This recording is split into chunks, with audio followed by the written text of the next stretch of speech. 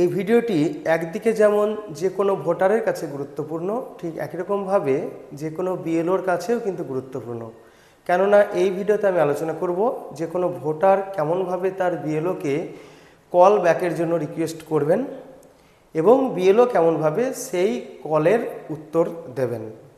আমি এখানে দুটো অ্যাপ নিয়ে খুব সংক্ষেপে দেখিয়ে দেবো। প্রথমে দেখিয়ে দেবো যে কোনো ভোটার কিভাবে একটা বিএলওকে অর্থাৎ তার বিএলওকে কল ব্যাকের জন্য রিকোয়েস্ট করবেন এবং সেই রিকোয়েস্ট যখন একজন বিএলও পাবে তখন বিএলও কিভাবে তার বিএলও অ্যাপের মাধ্যমে সেই জিনিসটা জানতে পেরে সে আবার কল করবে সেই ভোটারকে। তো চলুন শুরু করা যাক।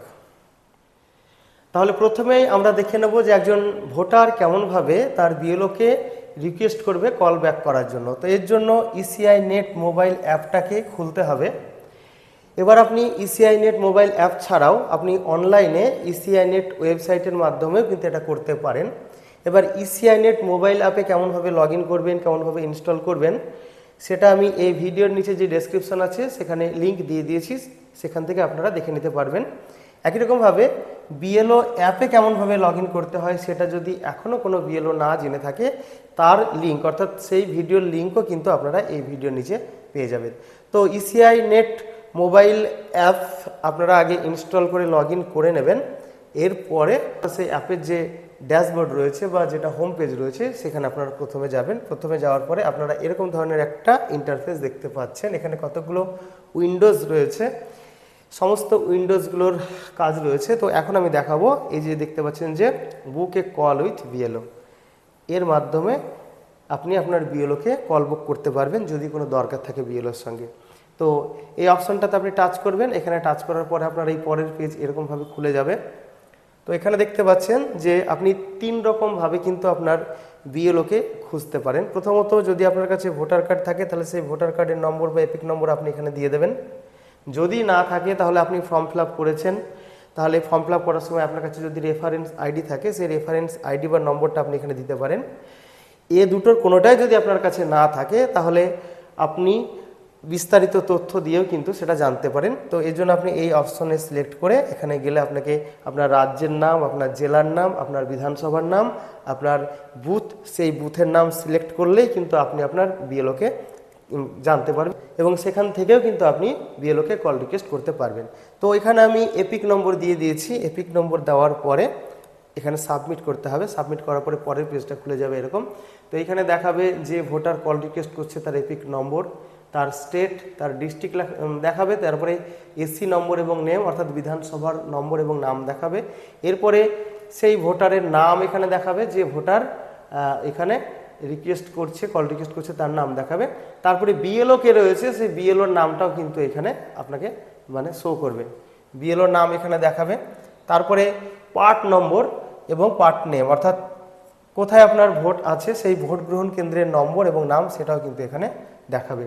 এরপরে কি করতে হবে, সেই ভোটারকে তার নিজের বা পরিবারের কারো মোবাইল নাম্বার এখানে দিতে হবে, যে মোবাইল নাম্বারে বিএলও কল করবে। তো এখানে মোবাইল নাম্বারটা দেওয়ার পরে সেন্ড ওটিপি এখানে টাচ করতে হবে। এখানে টাচ করার পরে পরের এরকম একটা পেজ খুলে যাবে।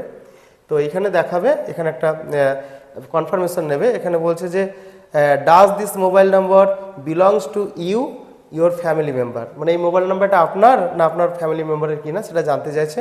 তো এটা আপনি ইয়েস করবেন। এখানে ইয়েস করার পরে এবারে আপনার মোবাইলে একটা ওটিপি আসবে, সেই ওটিপি আপনি এখানে দিয়ে দেবেন, 6 সংখ্যার ওটিপি। ওটিপি দেওয়ার পরে রিকোয়েস্ট কল ব্যাক এই অপশানে টাচ করবেন। এখানে টাচ করার পরেই কিন্তু আপনার যে কল ব্যাকের জন্য রিকোয়েস্ট সেটা বিএলওর কাছে, বিএলওর অ্যাপে চলে যাবে। তো এটা হলো একজন ভোটারের কাজ, সে বিএলওর কাছে কল ব্যাকের জন্য রিকোয়েস্ট করলো। এইবার দেখাবো যে বিএলও কেমনভাবে সেই রিকোয়েস্ট দেখে নেবে এবং তার জন্য প্রয়োজনীয় অ্যাকশান নেবে। তো এর জন্য কি করতে হবে, বিএলওকে তার যে বিএলও অ্যাপ সেই অ্যাপটিকে খুলতে হবে। বিএলও অ্যাপ কেমনভাবে ইনস্টল করবেন, তাতে লগ ইন করবেন, তার বিস্তারিত তথ্য দিয়ে ভিডিও করে আমি এই যে ভিডিও দেখছেন আপনারা তার নিচে যে ডেসক্রিপশান সেখানে দিয়ে রেখেছি, সেই ভিডিওর লিঙ্ক সেখান থেকে আপনারা দেখে নিতে পারবেন। তো প্রথমে বিএলও অ্যাপটাকে খুলবে। বিএলও অ্যাপ খুললেই প্রথমে এরকমভাবে কিন্তু অ্যাপটা খুলবে ইসিআই নেট।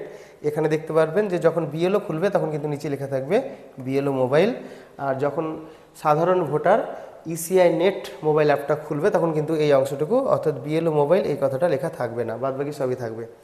তো এরপরে এবার এটা হচ্ছে বিএলও অ্যাপের আমাদের ড্যাশবোর্ড বা হোম পেজ। এখানে অনেক রকমের মেনু রয়েছে।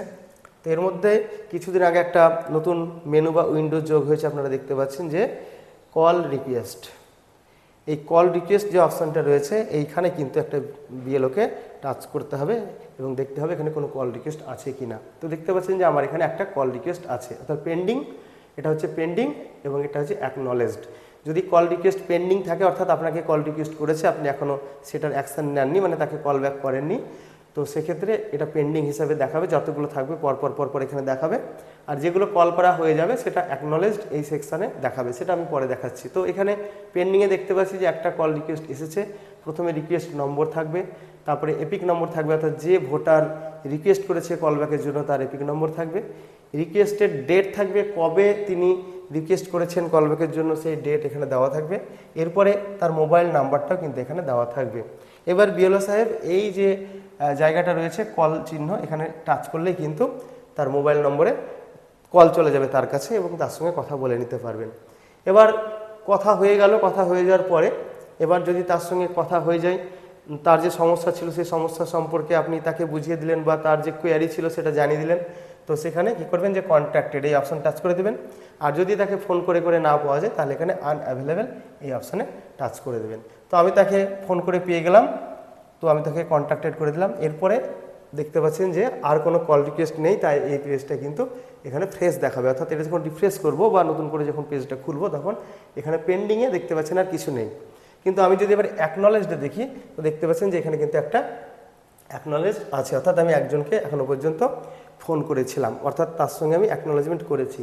তো এরকমভাবে কিন্তু একজন বিএলও সাহেব দেখে নেবেন যে তার বিএলও অ্যাপে কোনো রকমের কল রিকোয়েস্ট এসেছে কিনা। আপনারা এই অ্যাপটা খুলবেন, অ্যাপটা খুলেই কিন্তু এখানে দেখতে পাবেন পেন্ডিং আছে কিনা কিছু, আর যেগুলো আপনি কল করে নেবেন সেগুলো অ্যাকনলেজড এই সেকশনে থাকবে। তাহলে দেখতে পাচ্ছেন যে ভিডিওটি একই সঙ্গে একজন ভোটার এবং একজন বিএলও উভয়ের কাছেই কিন্তু গুরুত্বপূর্ণ। এই ভিডিওটি যদি দেখে ভালো লাগে একটা লাইক করবেন, কিছু জানার বা জানার থাকলে কমেন্ট। সর্বোপরি এই ধরনের ভিডিওটি যাদের প্রয়োজন বলে মনে করছেন তাদের কাছে প্রচুর পরিমাণে শেয়ার করবেন। আর এই ধরনের ভিডিও যদি ভবিষ্যতে পেতে চান অবশ্যই আমার চ্যানেলটিকে সাবস্ক্রাইব করে সঙ্গে থাকবেন।